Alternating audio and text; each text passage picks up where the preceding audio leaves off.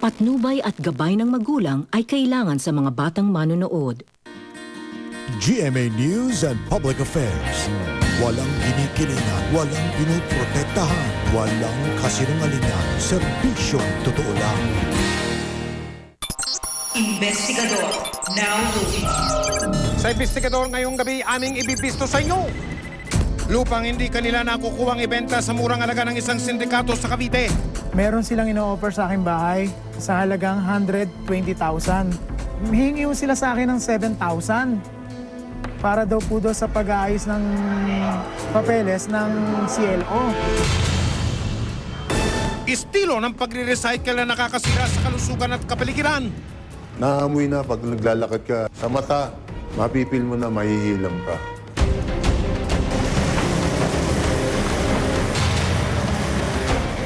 Mga palaman sa tinapay, banta sa pampublikong kalusugan. Pag hinawakan mo, ang baho. Tapos nung inopen ko, may buhok. Nakita namin na talagang gumagawa kayo dito ng hindi maayos, ha? So, kukumpiskahin natin ito lahat, ha? Magandang gabi po, ako si Mike Enriquez at ito ang bagong dekada ng Investigador. Sa programang ito, ang mga abusado at ang mga maluloko. Hindi natin tatantanan.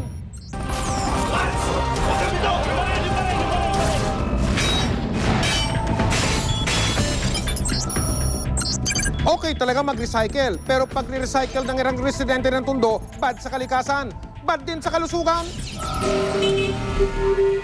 Dito raw sa Zone 7 sa Tondo, Manila, ang mga lumang baterya ng sasakyan pinagkakakitaan pa ng ilan. Kaya karamihan sa Velasquez, Dandan, Esguera, saka Baltasar. Dumami na yung mga nagsisibak ng baterya. Yung mga lumang baterya. Binabaklas daw ang mga lumang baterya ng sasakyan para makuha ang mga laman nito na maaari pa nilang pakinabangan. Pag bumili kayo ng baterya, titrade nyo yung luma. Doon ngayon naiipon yan, doon nila kinukuha yan. Maaari raw kasing muling ibenta ang mga tingga at metal plates na nasa loob ng baterya. Maging ang mga plastic na kaha nito pwede ring i-recycle para paglagyan ng bagong baterya. Pero kung biyaya ang hatid nito sa iba, may mga residenteng tila napupundi na. Amoy pa lang daw kasi ng lumang baterya, hindi na matake na mga baga nila. Hachu! Excuse me po! Naamoy na pag naglalakad ka sa mata, mapipil mo na mahihilam ka. Meron tayong tinatawag na public nuisance. Eh yan, public na, private nuisance pa yan. At talaga mapanganib. Halos 6 na dekada nang naninirahan sa Zone 7 si Aling Sinayla. Ang dating masigla at malusog niyang pangangatawan ngayon baksak na at madalas na raw manghina. Ang pinaka-epekto po niya, yung talagang matinding amoy dahil hindi niya matatagalan.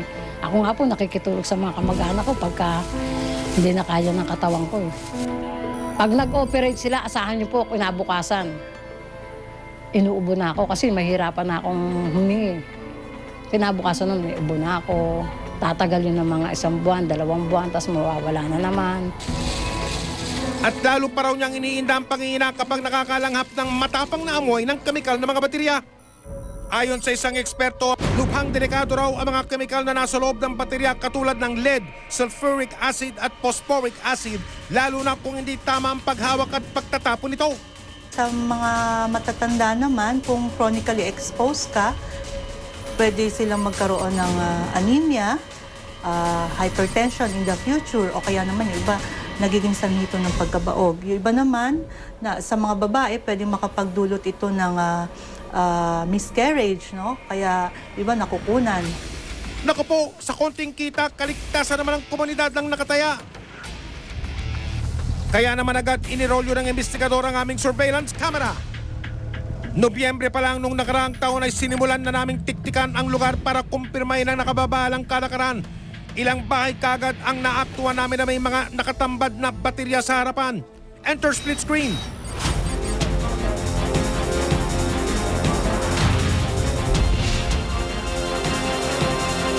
Ang kanila atang moto, may pera sa baterya. Ang ibang bahay na aming natiktikan tila may bodega pang pinagbabaklasan. Ang mga trabahador na ito naabala sa pagbabaklas ng mga baterya. Zoom in video, freeze frame.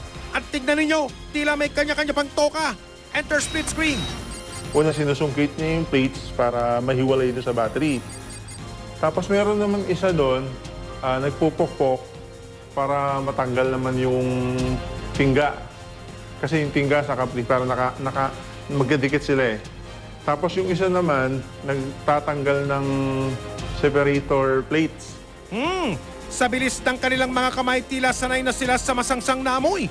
Naku mga kuya, delikado sa kalusugan nyo yan. Pati ang lugar na kanilang pinagbabaklasan ng lilimahid na sa kamikal at grasa ng mga chinap-chap na baterya. Naku mga kuya, alam nyo bang makakasama sa kapaligiran yan? Hindi rin nalalayo sa ganitong eksena ang ilang pambahay na aming binisita. Sa nanggigitatang silid, abala ang mga trabahador sa pagpukpok at pagsasalansan ng mga kinalas na baterya. At nadiskubre pa ng investigador na mabilisan din ang transaksyon dito. Enter split screen. Ang recycled batteries kasi pwedeng mabili on the spot. Pag may mga binibenta sa kanilang battery na alam nila pwede pang i-recycle, pwede pang magamit, yung may mga karga pa pero mahihina lang, itinatabi nila yon. Tapos ibinibenta nila. Sa kabilang kalsada, naaktuwa namin ang aling ito na animoy naglalaba. Pero nang aming lapitan, aba, video freeze frame. Iba na pala ang binabanlawan. Yung alin na nakita ko na may batya, ang ginagawa niya, may inuhugasan siya na para sa una parang papel kung titignan mo siya na plate para luminis. Yung mga plates, kasi pag hindi hinugasan, pag nadampi sa balat mo yan, mahapdi. Inay ko po! Ano-ano pa kayang mapanganib na kamikalang nakahalo sa maitim na tubig na pinaguhugasan? Ay, ay, ay! Sa bahay na ito, tila ibang parte naman ng baterya ang pinagkakakitaan. Yung sa battery, kaya may mga pinupukpok sila doon, hinihiwalay nila yung mga tingga na pwede nilang ibenta. Pinagsasama-sama nila yun para mabenta nila na mas mahal. Walang tapon ika nga, kaya ang mga nagbabaklas baterya, tiba-tiba. Sa ilang araw naming pagmamanman, mukhang patok nga ang business nila. Hindi lang pa isa-isa, dahil truck-truck ang dating ng supply ng mga lumang baterya. Aba naman! Ang produkto ng kanilang pagkakalas, hindi rin biro. Mula sa mga sako-sakong scrap na bakal at tingga hanggang sa mga na-recycle ng baterya na muling naibebenta, animoy patok sa takilya. Ang alam ko kasi parang may binabagsakan sila na isang parang junk shop siya na yung mga nagtutunaw ng mga aluminum, nagtutunaw ng mga kung ano yung nasa loob na pwedeng pagkabentahan. Tapos siguro sila baka may export din nila sa iba-ibang lugar. Pagkatapos ng mahabang araw ng bentahan, hindi naman daw nila nakakalimutang maglinis.